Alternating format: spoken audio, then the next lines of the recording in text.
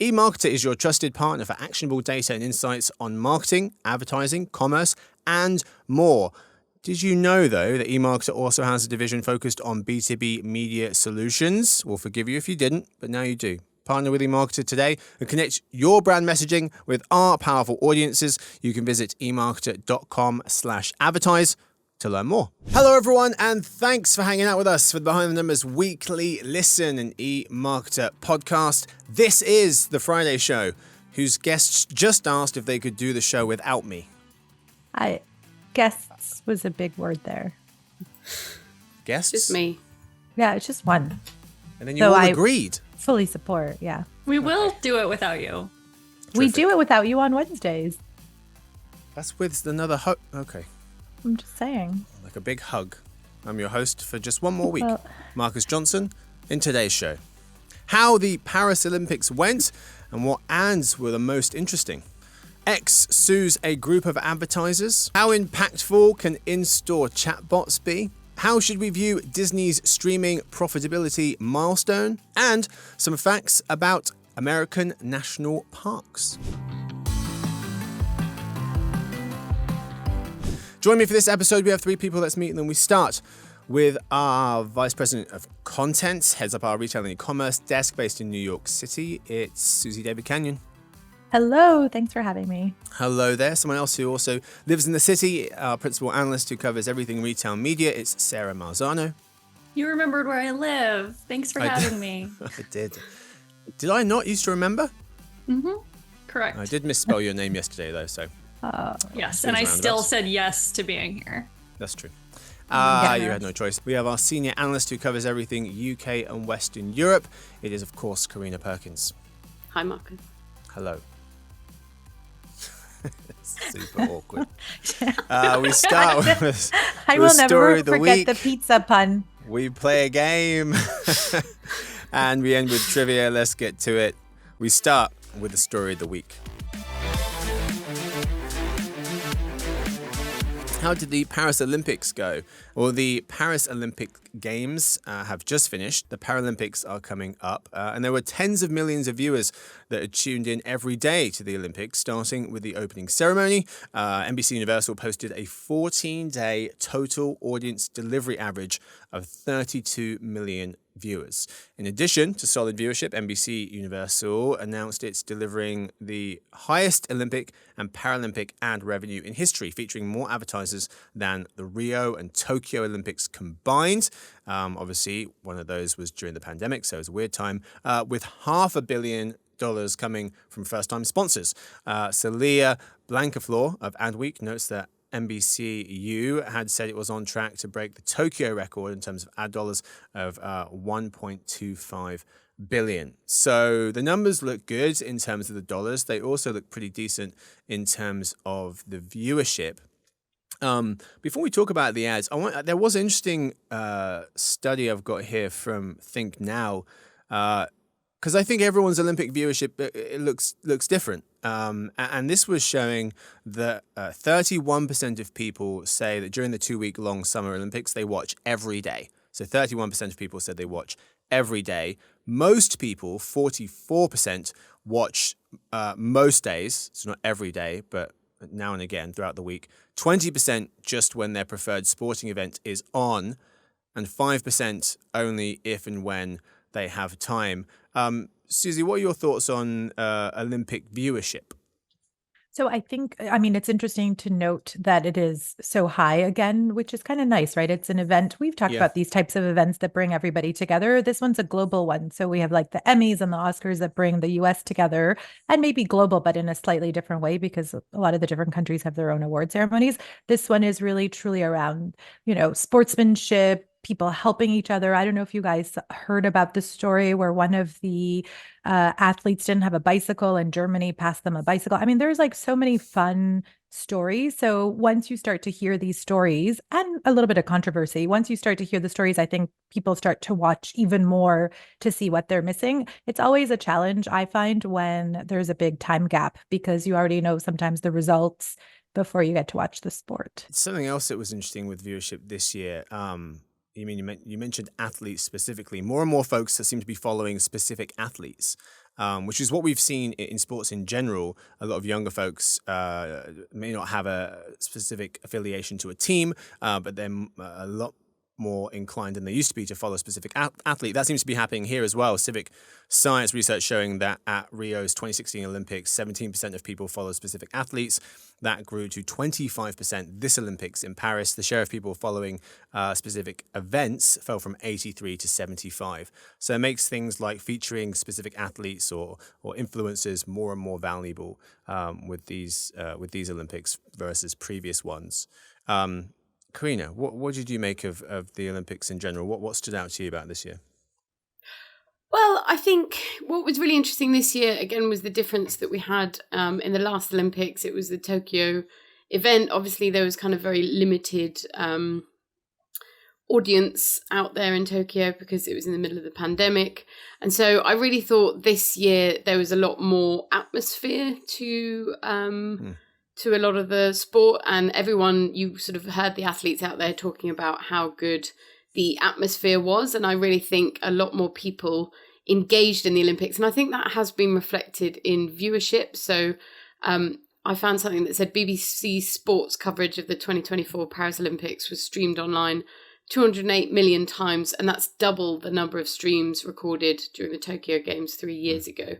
So I think it really just did have a bit more of a sense of occasion. I mean, that I feel bad for Tokyo. It was Japan. It wasn't really their fault. It was just the circumstance. But I think as well, it's interesting in the UK, I felt like the Olympics just keep gaining momentum apart from that strange pandemic year. And it's been since we hosted it here. So since the 2012 games, I think a lot more people tuned in then because it was Olympics happening in the UK and people got really interested in it. The UK did quite well. And since then, I feel like there's been quite a lot of interest. People are really, like you said, kind of following UK athletes and tuning in. So I think it's lovely to see how the momentum is building with it, really. Yeah. Let's turn our attention to the ads because it is such a huge event. These don't come around very often. The World Cup is anything that's really that comparable in terms of scale. Sara, I'll start with you. What did you make of the ads that you were seeing at the Olympics, and did one stand out for any particular reason? So one ad that really stood out to me was Nike's new campaign.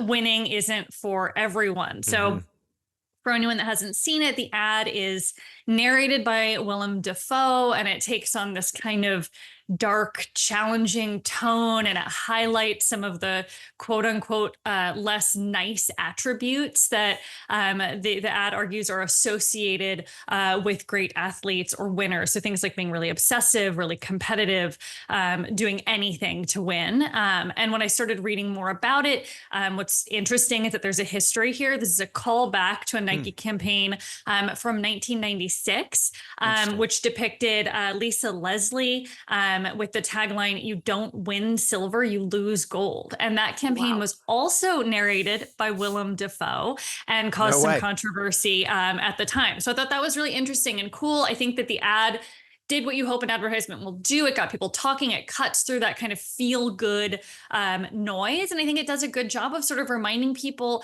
why the Olympics are so enthralling. You tune in because of the possibility of witnessing singular greatness, right? These are athletes. These are individual athletes in a lot of the events that are the best at what they do. And I think, for Nike, they explicitly said that the Olympics campaign would be the springboard for a new marketing strategy. The brand is looking to kind of regain and find its footing after some lackluster performance. And they've made nods to sort of kind of refocusing on precision athletic gear and this being part of that. So that's an ad that I found very memorable. The Olympics are a good launching point for kind of a rebrand or a new campaign.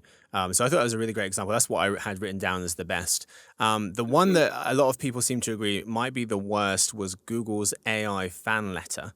And so Carolyn Mims Nice of The Atlantic wrote, "Google wins gold for the worst Olympic ad, as the company suggests using AI to write a child's fan letter. The ad called Dear Sydney shows a little girl who's a runner who loves Team USA's Sydney McLaughlin-Levrone, the world record holding track star, and wants to write her a letter. So her dad turns to an AI chatbot to help his daughter out with this. This seemed to get a ton of pushback. Any thoughts on this one? So I didn't think it was so bad, to be honest with you. I think we think about Gen AI as a tool that helps make things a little bit easier and faster. It doesn't, you can't just let it be on its own without some sort of human supervision. And the whole premise of the ad was like, we'll help you save time so that you can spend more quality one-on-one time with your child. What I thought was a little bit poor for poor Google was that Apple just had the whole backlash around their iPad having all that creative energy and AI will replace you. And so in that way, it felt tone deaf, and they should have probably spent a little bit more of the frames on, they had some, but like the dad with the daughter doing the Gen AI tool on Google, and like a little bit more like family time using the tool. And then some of the other, like tying her shoelaces, watching her practice, whatever she was doing. Yeah. Yeah, Megan Marone of Axios was offering the counter to everyone saying that it was terrible, it missed the mark. She was saying, we already use technology to augment parenting, saying parents have long leaned on calculators, Wikipedia, Google searches, Alexa, and Siri for help with parenting and homework tasks. They've been using ChatGPT for help communicating too, saying in addition, job seekers use ChatGPT to write their resumes and cover letters, and managers regularly use it to write performance reviews. So it is a big part of our lives. There was something about using it to replace sitting down with your little girl to write a letter with her and having that moment and teaching her how to write and having her write a letter that's not perfect and that being perfectly okay. But I think, she does make some good points here.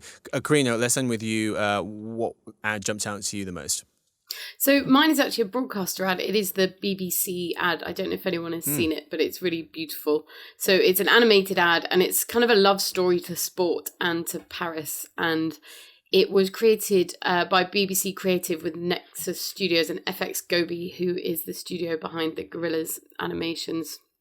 And it was just a really nice play on Paris's reputation of the city of romance, and it kind of used cliches about love as an analogy for the passion and the dedication that athletes have for their sport. So I think at one point the narrator says, love makes your heart race, and you see a couple riding through the streets of Paris on a sort of moped, and that merges into a competitive cycle race. And it's just a really beautiful, nice advert, and it's narrated by a French actor, and it's soundtracked by Edith Piaf. And it's lots of the Paris's famous landmarks like the Eiffel Tower and the Notre Dame. So if people haven't watched it, I would go and watch it because it's just a really beautiful thing. Very nice. That sounds nice. Yeah.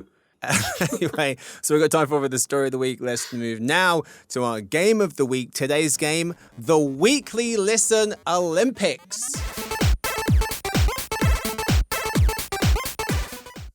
That's not scored. It's just a super duper. I mean, it makes it sound more exciting than it is, really. Yeah, it's the same game. Yeah. I'm going to do what the US team is doing right now. It's better name than the other game, though. Sorry. Okay, thank you. Didn't need that.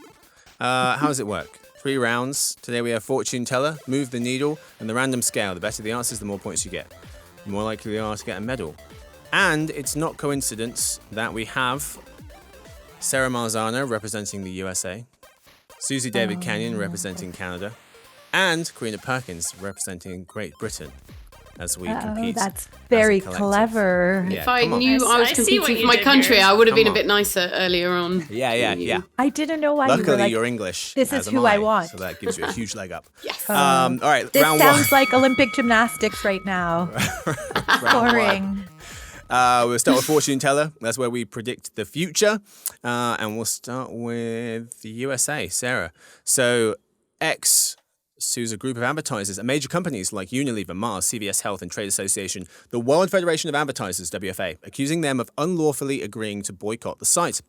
Writes Daniel Thomas and Michelle Fleury of the BBC. The year after Mr. Musk bought Twitter, or X, ad revenue fell by more than half as concerns rose regarding content moderation. X's lawsuit alleges the accused firms withheld ad dollars by following safety standards set out by a WFA initiative called Global Alliance for Responsible Media, GARM, which has since shut down, saying as a non-profit it doesn't have the resources to operate and fight X in court at the same time. GARM, who represents major brands responsible for over 90% of global ad spending, encouraged advertisers to avoid Twitter after Mr. Musk bought it, with 18 GARM members halting advertising on Twitter altogether, according to the suit, with dozens of others reducing their spend by 70% or more.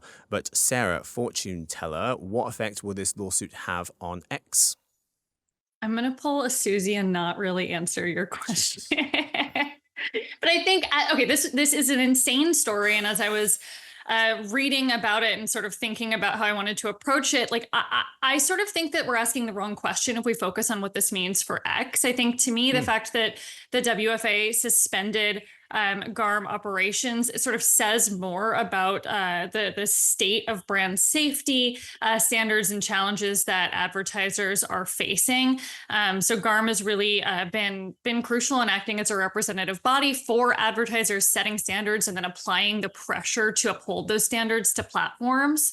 And so, the fact that they didn't have the resources or finances to withstand a lawsuit of this scale, look, I think that without GARM, advertisers are still going to have a choice on where they invest, where they spend their dollars. So I don't think the dissolution or the dissolving of GARM is going to be a good thing for X.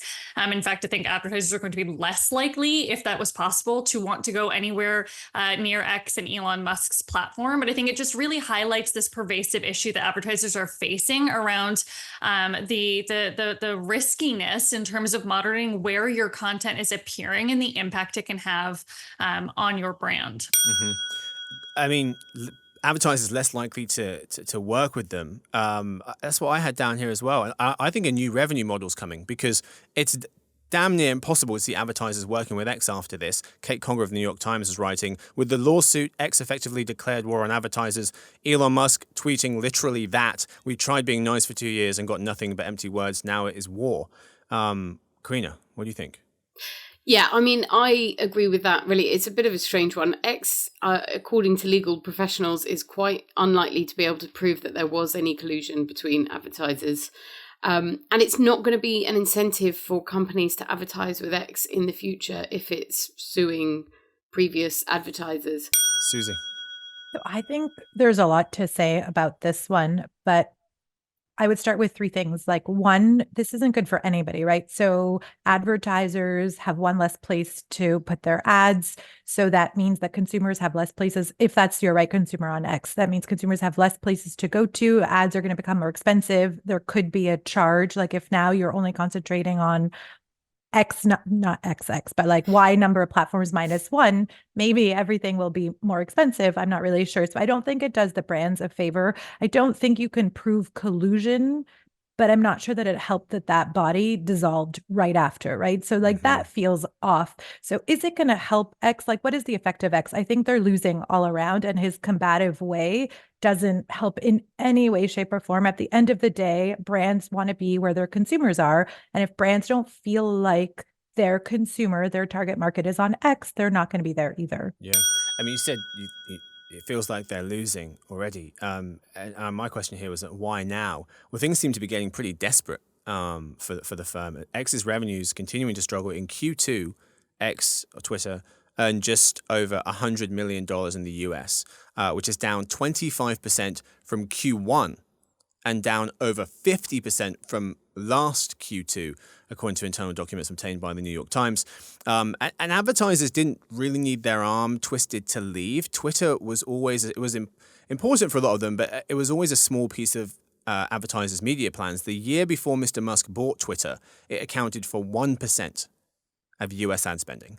Advertisers were spending 28 times as much on Google that year and 23 times as much on Meta. So it wasn't too hard to shut that tap off in terms of the importance for people's ad budgets. All right, folks, let's move to round two, move the needle, and we'll start with Carina for this one. This is where folks have to tell me how much this story will move the needle out of 10. In-store chatbots is what we're talking about. Consumers may be beginning to use voice AI assistants for online shopping, but they would like to keep this tech out of brick-and-mortar stores, according to some payments intelligence research. It showed that only 14% of folks wanted in-store voice assistants. Put another way, 86% did not.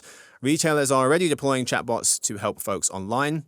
Carina, you point out in the piece, almost a quarter of retailers, 22%, have already deployed Gen AI to automate customer service, online that is, with a further 25% currently trialing it, according to an October 2023 survey by Google Cloud and Newton X. Question is, move the needle, how impactful can in-store chatbots be out of 10, Carina? Okay, I'm going to give it a 5, and that's predicated on, I don't think that people want AI chatbots, voice-activated chatbots in store to replace the kind of human touch. I think when people are shopping in store, they still really appreciate that human interaction, and I think that's quite different to when they're shopping online. I think even when they're shopping online, sometimes having an AI chatbot instead of a human can be frustrating. So I don't think that they're going to catch on from a consumer's perspective like that. But I think where there is scope to do, and I think some retailers have already started doing this, is using Gen AI in tools that in-store staff can then use to get answers quicker. So they're giving in-store staff tablets and giving them access to their own kind of Gen AI models that allow them then to help people quicker, and I could see that actually could catch on, and that's quite a clever way of doing it. Suzy. So I think if the question that the survey asked was with that particular example, which is you say like, I want this, and then the chatbot does everything for you, voice activated. It's like, doing an online experience in a store, which takes away from the fun of going to the store, browsing, touching, impulse purchasing. So that I think is a 0. But like Carina said, I do think actually there's a 10 potential once you show a consumer, think back to the QR codes, once you show a consumer the need, the help, the time saving, the efficiencies of different types of tools, not this one in particular, I do think that there will be a lot of adoption. I just think we're a little bit further away from that because right now it's still hard for people to conceptualize how this will help me do my daily tasks better. And Sara. Yeah, so I focused on the voice activated piece of this, and I think it makes sense for online customers because when it comes to introducing technology to what consumers are doing, you have to identify a piece of friction that you're eliminating. And even though it's a small piece of friction, it's like, okay, you can just use your voice instead of typing, right? Whether that's typing on your phone or into your browser. And I just don't think that same friction exists in stores. Side note that I also thought the way that Payments had phrased their question was sort of bizarre. An AI assistant for in-store shopping that fills a cart and arranges for same-day delivery felt a little bit confusing to me because I'm not sure how that would actually look or work. But Suzy, your interpretation around that kind of taking the fun out of in-store shopping, I think is very valid. And then I'll just call back to what Carina said. I see more utility when it comes to deploying these tools for in-store staff to make their job easier for in-store mapping or looking up a product. But ultimately, I give this between a 3 and a 4. Okay. But it could have worked if it was like on an app and you're on the app and you're like, Rufus, tell me well, that's a bad example because that's Amazon. Are you going to wander around a store talking like that to your phone? But you might say like, hey, whatever the name of your app is, like, I want to do X party. And then it'll be like aisle 2, pick up this, aisle 5. And then as you're walking by, I think there's something so nice about walking through the store where you buy extra things, but sometimes you can't find what you're looking for. And that just feels very frustrating. Yeah, maybe there's a use case for like the in-store like wayfinding and planning your trip before you go. I just, again, like and this, I'm speaking as someone who has recently gotten really into talk to text. But then I leave the house and I don't want to do it because I don't want to look crazy. People will think, I just don't see people running around the store. It feels like the new version of turning on your flashlight at the restaurant to see the menu. That's awesome. It's embarrassing. Probably I would tweak it with like some new version of beacon technology, right? So like you have the app on, you enable the notifications, you're walking through the store and there's something, you walk by it and the app is like, oh no, wait, we think you'd love this. And it like pings you and it's like, wait, look to your right. There's something here. I was just going to say some of the dynamic price tags come with the like LED lights that can help you find where something is in a store. And I think that's being deployed at a lot of grocery stores and big box retailers, but you could see that being helpful for in-store shopping across general merchandise categories as well, particularly if you're someone who thinks shopping in-store can get a little bit overwhelming and you're seeking or craving some of the merchandising tools or curation that's available online. Yeah, that's a good point. Young people, for them, the share who wanted in-store AI assistants only reached 20% versus everyone, which was 14%. So even young folks aren't completely convinced. All right, folks, let's move to a final round, round 3. We have the random scale where folks have to tell us where they land using the random scale. Suzy's going to kick us off for this one. Disney's streaming business turned a profit for the first time, writes Emma Roth of The Verge. The company made nearly $50 million in profit off its streaming portfolio of Disney Plus, Hulu, and ESPN Plus. It's a small amount of profit, but it's a big profit swing. At this point last year, Disney's streaming portfolio lost over $500 million. So in the last year, it's gone from $500 million in the red to $50 million in the black, the random scale. How should we view this Disney streaming profitability milestone? Your possible choices are: don't sleep on it, this is a significant milestone, or Netflix can't even see Disney in its rearview mirror, so this isn't that big of a deal. Suzy? My vote is Netflix is king and will always be king. I think the comparison, it was the rear view mirror option. It's the rear view mirror option. There is nobody at Netflix that is worried about Disney Plus. I mean, it's not even apples to apples. It's multiple streaming services for Disney Plus. It's not even one. Netflix has seen growth in their user. Now it's global numbers. I think it was like up 16, they were saying, in global user numbers, versus Disney Plus in the US is just relatively flat. So it's also like global numbers, I understand, but it's like hundreds of millions of users for Netflix versus the 50-ish million of users for Disney Plus. I just think you can't compare them. So I'm very happy that Disney has seen some sort of green situation, and it like definitely did a massive swing and turnaround. So that's great for them, but no big deal for Netflix. Okay, Sara? Yeah, I think I would tend to agree in terms of whether or not Netflix is worried. It doesn't feel like an apples to apples comparison. I do think it is interesting to see, as these streaming services mature, it come into focus, like what it takes to be profitable. And it's more than just having enough subscribers, right? You have to invest in really quality, original, exclusive content. And Disney has been spending a lot of money doing that over the past few years, more money than they were able to bring in from subscriptions. But you can see the tide kind of changing there.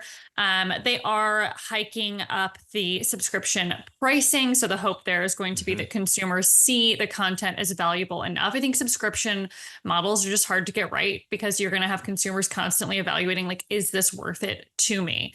And I think when you look broadly at streaming in general, a lot of the strategies are starting to kind of look like linear TV. So what's old is new again. So whether that's channel bundling, introducing ad-supported tiers, this new metric, I think it's hours per viewer. So Disney talking about experimenting with channels that just have like content automatically playing. So addressing that fatigue of sitting down and choosing what to watch. So it's kind of looking a lot more like traditional TV.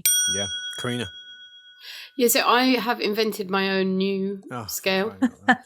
And it's called Who Cares? YouTube is the real threat to Netflix and Disney. Tell me more. So Disney cited its big grossing films like Inside Out 2, but as both Suzy and Sara pointed out, their subscription growth, if I can talk, isn't massive. So a lot of this profitability is coming from raising prices. Netflix has also been raising prices for its subscription tiers, but really profitability, there's going to be a ceiling, right, on how many times you can raise prices to keep increasing profitability. And at some point you need to look at other revenue streams, and that's advertising. So I don't think YouTube is a kind of threat to them in terms of a direct competitor for viewers, but it is a competitor for advertising. And I think that makes it really the thing that both Disney Plus and Netflix should be worried about rather than themselves. Netflix ad revenues were 0.5 billion this year. Disney Plus were 0.97 and YouTube were 8.29 billion in 2024, according to our EMARKETER data. That's in the US. So yeah, that's my answer. I think they both need to be looking at YouTube because that's the real threat here. Yeah. The argument for Disney, don't sleep on it, this is a significant milestone, is that Disney streaming became profitable 1 quarter ahead of schedule, which doesn't seem like a big deal. But they were saying this when this service launched, that they were going to hit profitability by this year. So they're on track in terms of what they were estimating. But they have got a lot of ground to make up to recoup their streaming investment. Robbie Wellen of The Journal was noting that since the launch of Disney Plus in November 2019, Disney has lost over $11 billion to the streaming wars. So a profit of $50 million per quarter ain't going to do it, but I imagine that number's going to go up and up and up from now on. That's the hope, at least for Disney. That's what we've got time for the game of the week. Count the scores. This week's winner... Actually, we'll go third to first.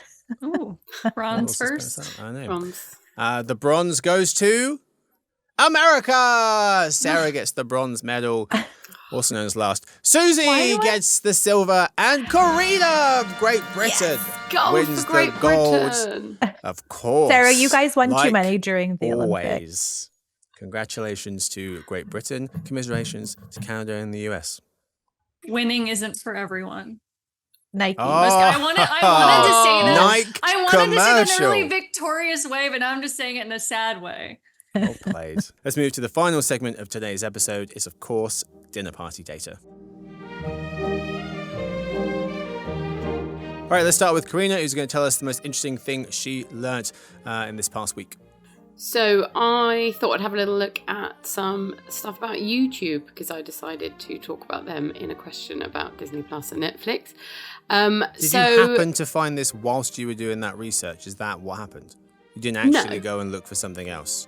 No, I decided that YouTube was in my answer to the question, and then I thought, I'll do dinner party data on YouTube. So that's a yes. All right, go on. Isn't that what we're meant to do? Great Britain. How have I broken the rule? You're supposed to take your weekend and allocate at least one day to do research for this segment. That would be for someone who knew they were going to be on this show ahead of Okay, fine. Yeah. I may have asked people to be on very last minute / an hour ago. I mean, between And then last given night them the broadest and menu. today. Fair play. I'm lucky that I should be lucky you showed up. This is where Right, we you land. should be lucky to have any dinner party data at all. It's very true. All right, go. So, globally, YouTube had over 2.49 billion monthly active users as of March 2024. That's up from 25 million in 2006. Users uploaded over 500 hours of video content every minute. India has the highest number of YouTube users. Globally, males make up 54.4% and females 45.6% of YouTube's user base. However, in the US, females slightly outnumber males, with a 51.4 to 48.6% split. Very nice. And over 50% of YouTube users are Gen Z and millennials. 50%. Probably not that surprising, yeah. That is kind of surprising. I guess that speaks to just how much it's used throughout the generations, right? Because a lot of tech is focused on those younger folks, and if it's 50, there's 4 generations in theory. There's a silent generation as well, but 4 kind of main generations in terms of total population. So yeah, it sounds like it's about evenly split. Yeah. Very nice. Let's go with silver medal, Suzy. So are you guys ready for this? I'm so excited about this. Today is National Tell a Joke Day in the USA. And it's hard to pinpoint when dad jokes became a phrase that we use in everyday life. Some people think it's all the way back to the ancient civilization where puns and silly jokes were important. And in the Middle Ages, there were jesters who had riddles. But some also say that Bob Hope during the radio and TV rise was famous for his one-liners and cheesy puns because it was it's either jesters or Bob Hope. We know. I mean, I'm taking you through the history of fun jokes. The term dad jokes became popular in the 1980s. People think it was first used in 1987 in a Chicago Tribune article about how technically they're unfashionable and uncool and somewhat embarrassing, and yet everybody says them, and it's a way for dads and adults to bond with younger folks. Some fun facts about laughing. It's good for you. There's a lot of research that shows that 10 to 15 minutes of laughing can help you burn calories, up to 40 calories, which doesn't sound like a lot, but it's like that extra something that you were thinking about eating. Laugh can improve memory in older adults. Hilarious movies have been shown to help increase movement in your blood vessels. It can improve your immunity, help regulate your blood sugars, improve sleep. And this I thought was the cutest, was laughter actually comes before speech. If you think about babies, they start to laugh before they start to talk. So with that, does anybody have a good dad joke, or should I give you a couple? I've got one. Oh, can you go first? Okay, I went shopping for a pair of camouflage pants, but I couldn't find any. Okay. But It's a retail themed joke for you there. Why don't eggs tell jokes? Because they'd crack each other up. Come on, you guys. Why did the bike fall over? Because it was too tired. Like it has two tires. Okay. Come on. Why did I'm feel leaving like- you on one of my best Won't we ones. shortening this segment? We're trying to. Yeah. Why did the tomato turn red? It's not I'm going to going keep well. going until you all laugh at Okay. once. So this is All right. it. Be ready. At the Why rate- did the tomato turn red? I didn't even give you the joke. Oh, okay. Sorry. Because it saw the salad dressing. Okay, we're done. We're done here. I'll save. Don't worry. I'll save the joke segment. I told my friend they drew their eyebrows too high. They seem surprised. There you That are. is actually quite You're funny. welcome, There we world. go. Let's move to Sarah, who's trying not to laugh, but she did find it funny. Luckily, it's a video podcast, Sarah. Okay, so everyone saw that you I liked find it. all of this funny. Nailed it. Guys, All right, it's Sarah. Exactly hysterical National now. Joke Day. So we It's had not a real to thing. pay tribute to it. Yes, it is. All right, Sarah. Okay. I went down a really dark journey of reading about New York State's plans to eradicate the lantern fly, which includes some really they're thinking The about lightning bug? the lantern fly. So should I Oh, explain okay. what the lantern fly is? Yeah, I think so. Is this just relevant for folks in the Northeast? Like, it's an invasive Probably. species. It's been in the U.S. for 10 years now, but really arrived in the Northeast in a significant way about 3 or 4 summers ago. They are not dangerous to humans, but they can cause a lot of damage to plants, which can have a significant economic impact. So here in New York, they've actually been instructing us to kill them on site, but that has not had a meaningful On site. impact, probably because of people like me who are like a little bit too squeamish to go after them. But so they're sort of thinking now about introducing an invasive type of, or not invasive, they're like a wasp that is a natural predator for lanternflies, which can't feels end just well. like extremely dystopian. And I will spare listeners reading about what the wasps do to lanternflies, but it is going to keep me up at night. Anyway, in my reading of this, I found out some fun facts about New York State, which says that we are the 3rd biggest producer of wine in the US, which I did not know after. Wow, that was buried really deep. Oh, Right, in the the pivot. Finger Lakes, probably. Yeah. Yeah, so anyway, so Wine? that's part Did of the not see reason that that we're very coming. concerned about lanternflies is that they're attracted to like the Right. grapes, and they'll ruin the vineyards. And we're the 3rd biggest producer of wine. There was a 2019 economic impact study of the wine industry in New York. The New York grape and wine industry directly creates 72,000 jobs and represents 2.8 billion in wages. I was like, I could either go into what these wasps do to baby lanternflies, or I can try to end this in a nightmare. I'm laughing because I feel like this is what I do too, and now I understand.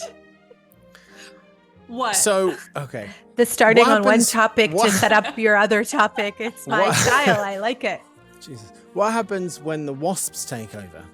No, we Yeah, want to do talk something. like the wine. I didn't have time for this, but I guess like Australia introduced like some frogs at See, some then point. the creatures cane just frog- get bigger and bigger. Exactly. We end up with now the cane dinosaurs frogs again. Are This is the insane. pest kind of thing. It's insane. Terrible But we stuff. have to There's protect the another- wine. There are researchers at Penn State who are looking into a much less terrifying solution that involves like booby trapping the trees that the lantern flies. Okay. All right. Technical term. I could have just come on and told dad jokes like that. Hey, there was nothing. All right, I've got one for you real quick. U.S. National Park facts. Kayla Zoo, a visual capitalist, had these. So 5 for you quick. In 2023, U.S. National Parks welcomed 93 million visitors, a 4% year-on-year increase from the previous year. Number 2, total visits. That was unique, so visitors, but total visits were 325 million, just shy of pre-pandemic levels. Number 3, the most visited is... Okay. Yellowknife. No, not the Great Yellowknife. What is the Smoky one Mountains. that's yellow? Oh. The Great Smoky, Yeah, sorry. that's yellow. The Great Smoky Mountains, number 1, which Canadian. straddles the border between North Carolina and Tennessee. It's the most visited national park in the country with 3 times the number of visitors, 13 million, compared to second place Grand Canyon in Arizona, 4.7, and then a fraction behind that is Zion in Utah with 4.6 million. Number 4, one thing that helps the Great Smokies retain the top spot each year is that it's so sprawling. Over half the US population could drive to the park within a day. And I was looking on Google Maps. About 20 to 25 states are within an 8-hour drive of it. And obviously the population is concentrated in certain places. Last one, California is home to the highest number of national parks at 9. Alaska has 8. Utah has 5. So those 3 states, California, Alaska, and Utah, account for 1/3 of America's national parks. And that is what we have time for. Thank you so much to my guests for hanging out with me today. Thank you, of course, to the bronze medalist, Sara Marzano of the USA. Thanks for having me. Thank you to our silver medalist, Suzy Davidkhanian of Canada. Thanks for having me. I nearly said Suzy Davidkhanian. Suzy Davidkhanian. That I would have taken it. I've had to answer to lots of other random And names. finally, our gold medalist is Carina Perkins of Great Britain. Thanks, Marcus. Thank you to you. Thank you. None of those felt genuine. Thank you to Victoria, who edits the show. Stuart runs the team. Sophie does our social media. Lance runs our video podcast. And we hope to see you Monday for the Behind the Numbers Daily. That will be an eMarketer podcast. Happiest of weekends.